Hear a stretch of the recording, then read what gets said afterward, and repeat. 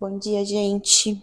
Começando hoje esse vlog de um jeito diferente, fazendo o meu cafezinho da manhã.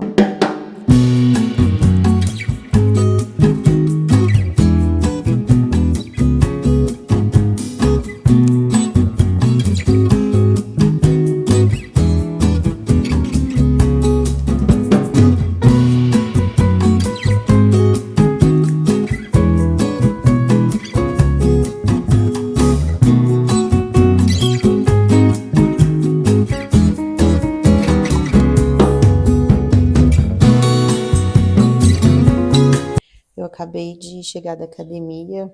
Eu sempre planejo 1000 vezes assim começar o vlog de manhã, acordando, arrumando a criança para escola, mas nunca dá certo. Quem é mãe sabe, de filho pequeno sabe que a gente faz o que dá, né? De manhã a gente acorda e vai correndo e arruma as coisas e tudo mais. Enfim, aí eu até tinha desistido de gravar o vlog hoje, mas na academia, enquanto eu treino, às vezes eu escuto música. Ultimamente eu tava mais na vibe da música, mas resolvi hoje ouvi 2 vídeos, né, aqui no YouTube mesmo. E, nossa, um tinha um assunto totalmente nada a ver com o outro, mas eles se interligaram de uma forma. E eu falei, eu quero compartilhar isso e vocês vão entender por quê.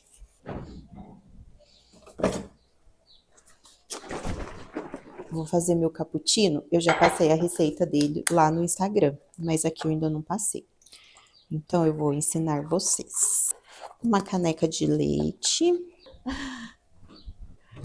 Pus lá para esquentar. Olha o que mais eu vou usar. Isso aqui é café solúvel, chocolate em pó 100%, canela em pó e eu uso o whey, mas ele não vai na receita, tá? Eu uso só para dar uma adoçadinha, mas sem também fica bom. Só se você achar que fica muito amargo, aí você dá uma...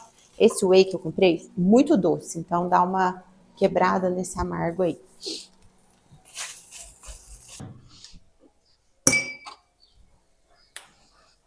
É bem simples, ó. É meio no olho a medida, mas eu coloco uma colher, não muito cheia, de café solúvel. Meia colher de chocolate, menos de meia colher, porque chocolate 100% é forte, né? Você pode fazer também com chocolate 50%, que aí não fica tão amargo e não precisa do whey. Mais aqui uma meia colherinha de chocolate em pó e uma pontinha de canela em pó.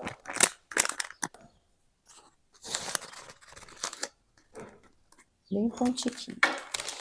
E aí, isso aqui já seria o cappuccino fit, né? Saudável. Mas eu coloco um pouquinho de whey só para dar uma adoçadinha. Um quarto de scoop de whey tá ótimo, só isso mesmo. E mexe. Fica uma delicinha. E não... Nesse friozinho, né, gostoso, tomar um leite, um cappuccino, e é uma opção mais saudável. Não gosto de tomar. Geralmente eu tomo leite sem lactose, mas esse não é.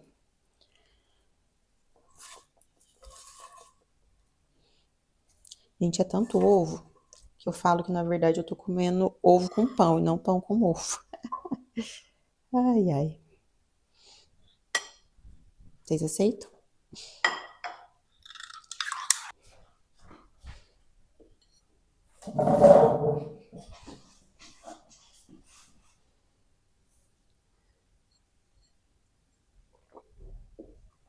Gente, então, o primeiro tema que eu queria falar aqui, que foi o primeiro vídeo que eu ouvi hoje, falava sobre diário. E assim, eu não sou a pessoa que tem o hábito de escrever em diário. Eu acho o máximo, eu acho muito legal quem tem. Mas eu não tenho. E era uma aula do professor Rodrigo Gurgel. Eu vou até deixar aqui na descrição do vídeo o link para essa aula. E ele é um professor de literatura, de escrita. E se você não conhece ele, conheça. Ele é muito legal. Ele é um senhor bem gordinho. Ele é uma fofura. Sabe aquela pessoa que você não tem vontade de abraçar? Se você não tem vontade de abraçar o professor Rodrigo Gurgel, você tá errado. E ele tem canal aqui no YouTube e, nossa, e aí ele fala, né, sobre o tipo literário do diário e como nasceu e como, né, como foi se desenvolvendo e tal. E eu achei extremamente interessante. E aí ele chega até os dias de hoje, que hoje o diário, ele ficou tecnológico também, como tudo, né? E às vezes a gente deixa nossos textos nas notas do celular, ou às vezes a gente deixa em algum blog para compartilhar. E eu pensei muito nisso aqui que eu faço, sabe? A ideia do canal surgiu justamente por isso, porque eu queria guardar fases da minha vida. E principalmente vendo, eu comecei aqui, o primeiro vídeo foi do desmame da Olivia, né? Que foi um marco muito importante para mim e para ela também. Então eu queria lembrar disso futuramente, sabe? E às vezes a gente quer tirar foto, mas a gente deixa tudo na nuvem, a gente não acha. Ou às vezes a gente até grava um vídeo e deixa no celular, mas a gente não sabe onde está. Então a ideia aqui foi um pouco disso, sabe? De lembrar das coisas. Até o título do vídeo do professor Rodrigo Gurgel é escrever em diários porque a memória não é suficiente, ou algo assim. Vocês vão ver aí. Então, foi muita ideia, sabe, de criar esse canal aqui, de ter esse espaço e além disso, ver esse vídeo me instigou muito a também escrever, a ter um caderno ali para escrever. Então ele cita, por exemplo, Marco Aurélio.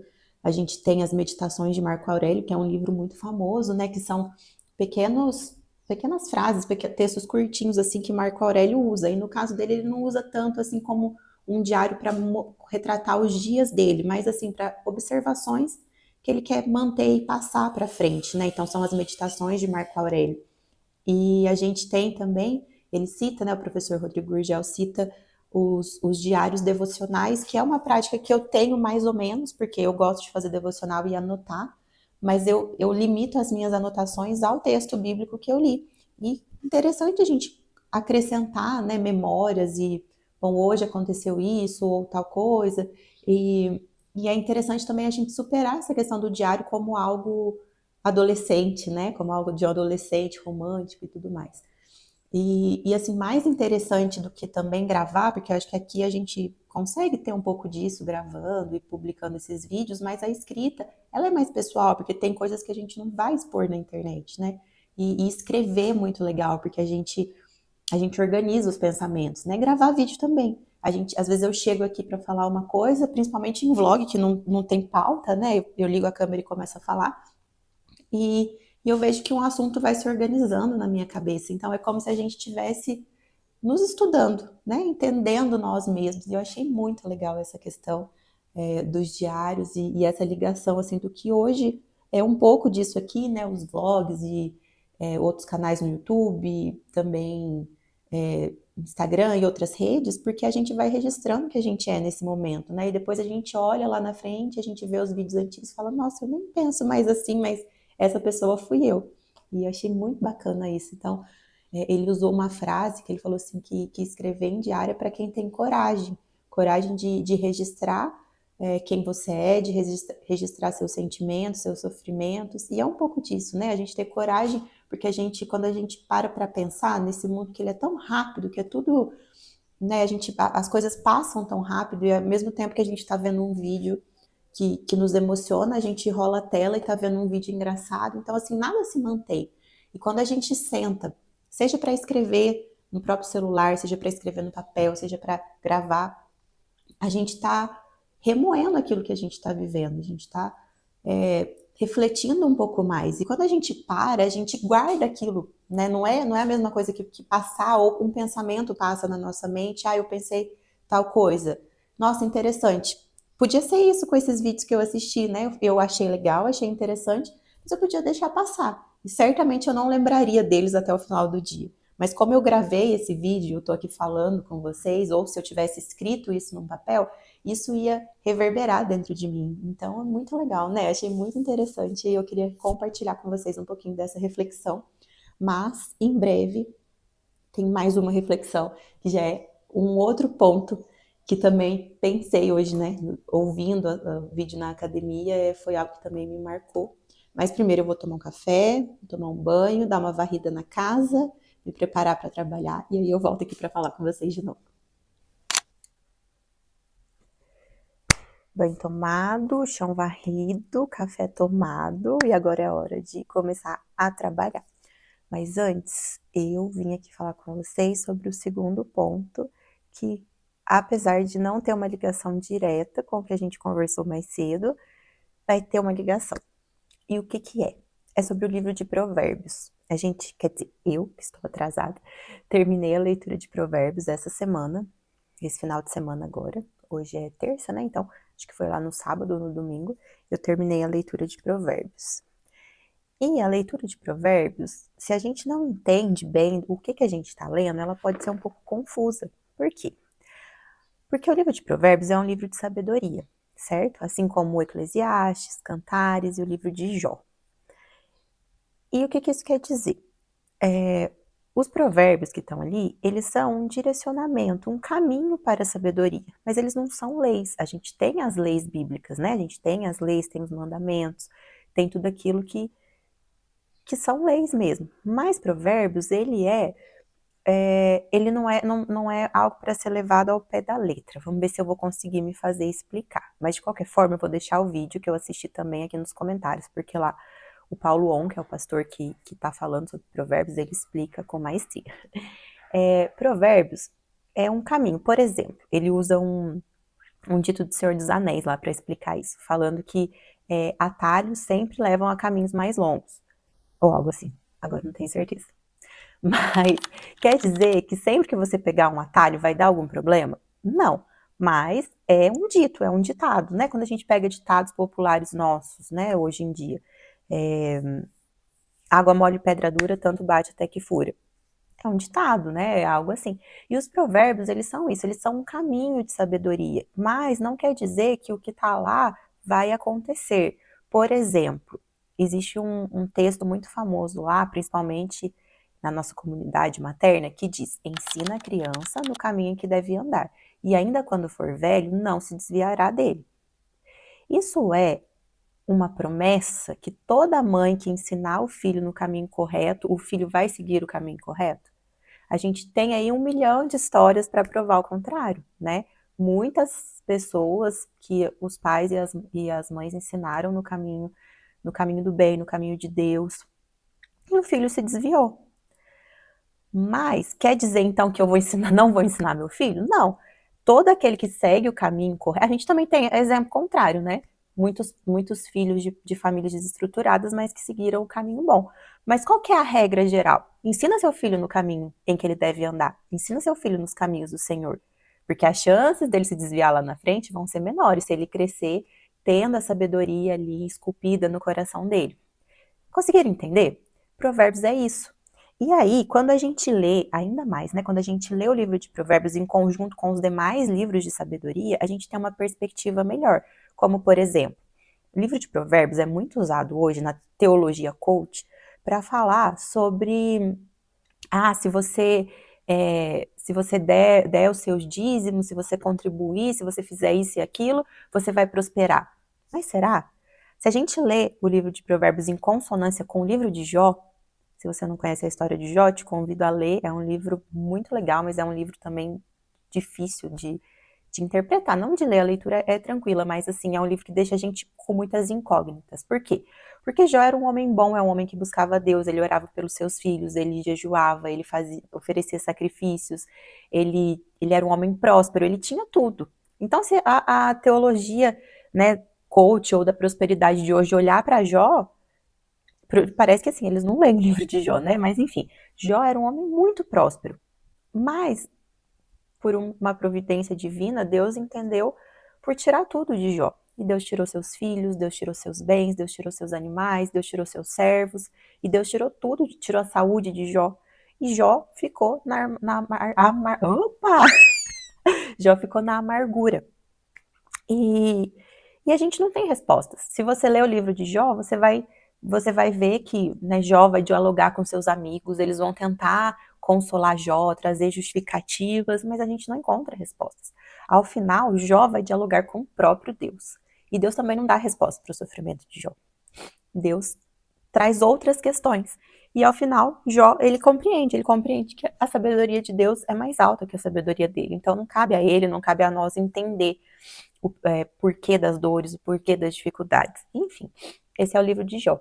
Então, quando você lê em consonância Provérbios, Jó, se você lê Eclesiastes também, que é um livro em que o sábio, né, provavelmente o Salomão, que foi o mesmo autor da maioria dos provérbios, Salomão, ele vai falar que a vida é vaidade, que é tudo correr atrás do vento. Então, assim, a Bíblia, como eu já falei aqui no vídeo anterior, ela tem que ser lida em contexto, né? Ela tem que ser lida como um todo. Mas voltando aos provérbios, uma coisa muito interessante do livro de provérbios, que é um dos meus textos preferidos do livro de provérbios, talvez da Bíblia, que vai dizer assim. Epa, esqueci. Vamos ler. Provérbios 3, 5 e 6. Confia no Senhor de todo o seu coração, e não no seu próprio entendimento. Reconhece-o em todos os teus caminhos, e ele endireitará as tuas veredas. Bom, esse texto é como se fosse o cerne do livro de Provérbios. Por que o livro de Provérbios vai falar para nós? Ele vai falar para nós sobre sabedoria. E o que é essa sabedoria? Aqui vai dizer que é confiar no Senhor de todo o seu coração e não no seu próprio entendimento. A sabedoria, às vezes a gente pensa que sabedoria é ter muito conhecimento, né? É ler muitos livros, é entender muita coisa, acumular conhecimento. Mas Provérbios vai trazer para a gente, isso em vários pontos, que a sabedoria é temer a Deus. A sabedoria, ela não parte da gente buscar conhecimento, mas de buscar a Deus. Obviamente que buscar conhecimento e adquirir isso também é uma forma de adquirir sabedoria. Mas ela não é a fonte principal. A fonte principal de sabedoria é o Senhor. E olha que interessante, foi até uma conversa que a gente teve no grupo de mães esses dias lá da igreja, falando disso, da gente ensinar os nossos filhos a buscar sabedoria em Deus. E a própria história de Salomão, ela diz muito disso, porque Salomão foi filho de Davi, e ele diz que ele, vendo seu pai, né, ele quis buscar a sabedoria. E quando Deus chegou até Salomão e falou, olha, o que você quer? Eu vou te dar tudo que você quiser. Salomão pediu o quê? Pediu sabedoria. Salomão não pediu bens, não pediu riqueza, ele pediu sabedoria. E que a gente possa ensinar os nossos filhos a isso, porque o próprio livro de Provérbios vai dizer mais pra frente que, ou é Eclesiastes, agora eu não sei, vai dizer que a sabedoria é a maior herança. A sabedoria, ela, aqui ó, achei, é Eclesiastes, ó. Eclesiastes 7:11. A sabedoria é tão boa como a herança. Então, é algo para a gente deixar para os nossos filhos, né? Lógico que é importante eles terem um conforto, se a gente tiver condições de proporcionar uma boa educação a eles, digo educação formal mesmo, alguns cursos e aquilo que a gente puder proporcionar. Mas o princípio disso é buscar a sabedoria em Deus, seja para os nossos filhos, seja para nós. E isso é muito importante, porque um exemplo dessa fase que eu estou vivendo, né, com uma menininha de 2 anos, é um pouco desafiador. Não saber como lidar com algumas questões dela, porque nessa fase eles começam a ter mais vontade própria e eles não sabem lidar muito com os sentimentos deles, então a frustração muitas vezes gera crise de choro. Então é difícil saber, será que eu devo repreender de uma forma mais rígida? Será que eu devo deixar passar? Eu converso, mas conversar também ela ainda não compreende, né, exatamente. Então é uma fase de muitas incógnitas para nós, né, como pais. E, e eu tenho buscado muito em Deus, assim, né, e eu não tenho tido respostas objetivas, né, tipo assim, Deus não vai me mandar um curso online como criar filhos, embora haja vários cursos assim, né.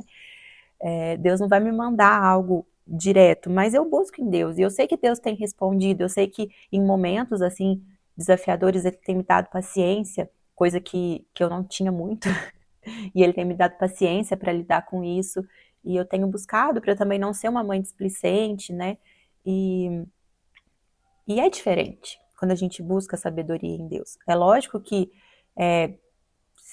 se, né, em alguma outra fase, nesse momento ainda não, mas a gente tem muitas pessoas que ensinam um pouco sobre isso, de acordo com a neurociência, com a psicologia, e é interessante estudar, mas não é o principal, né? Porque muitas vezes a gente busca muito, curso de amamentação, curso de sono. Eu fiz muito isso. Nossa, curso de sono, eu acho que se entrar na minha conta do Hotmart tem 10. Não, mentira, né? Deve ter pelo menos 4 cursos diferentes sobre o sono do bebê. E eu busquei a sabedoria, o conhecimento, né? Busquei técnicas e não funcionou. Comigo não funcionou.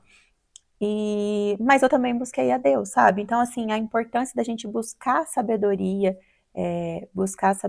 em Deus e tudo mais. E por que eu achei que isso relacionou um pouco com o tema que a gente conversou, né? No comecinho, que é a respeito de documentar a nossa jornada, ou num diário, ou em vídeos, ou seja lá o que for, é que a sabedoria vem muito disso, da gente se conhecer, da gente saber da onde a gente saiu, para onde a gente está indo, sabe? E eu vejo, por exemplo, o livro de Provérbios como algo assim, porque aqui o autor está deixando, né? A gente tem assim, a maioria dos provérbios compostos por Salomão, mas a gente tem outros autores, ele está deixando para gerações futuras aquilo que ele experienciou, aquilo que ele viveu, também Eclesiastes, a gente tem muito disso. Então, documentar a nossa jornada é um pouco disso, é um pouco da gente entender quem nós somos, entender de onde saímos, entender e ruminar tudo isso. E isso é forma de produzir sabedoria, forma da gente se entender. Então eu achei muito interessante, assim, esses dois temas que aparentemente não tinham nada a ver. Eu só coloquei ali no meu YouTube, assim, sem maiores pretensões, na hora que eu tava treinando hoje de manhã. E falou tanto comigo, sabe? De formas... um vídeo veio e trouxe essa questão, e trouxe essa vontade, esse ânimo novo de estar aqui, de documentar em vídeo, mas também de escrever, de ter um caderninho ali para colocar algumas coisas. E logo depois, essa questão da sabedoria, né? Do livro de Provérbios e de buscar a sabedoria. E foi isso.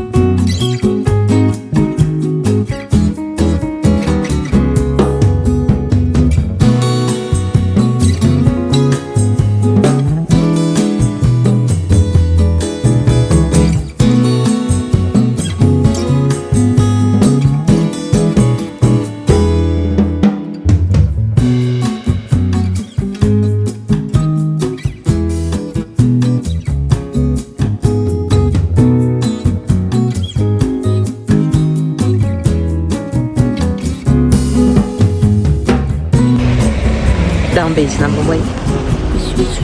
E o meu abraço. Meu abraço. E como foi a aula da Olivia hoje? Oi? Tudo bem? Então faz tchau pro pessoal.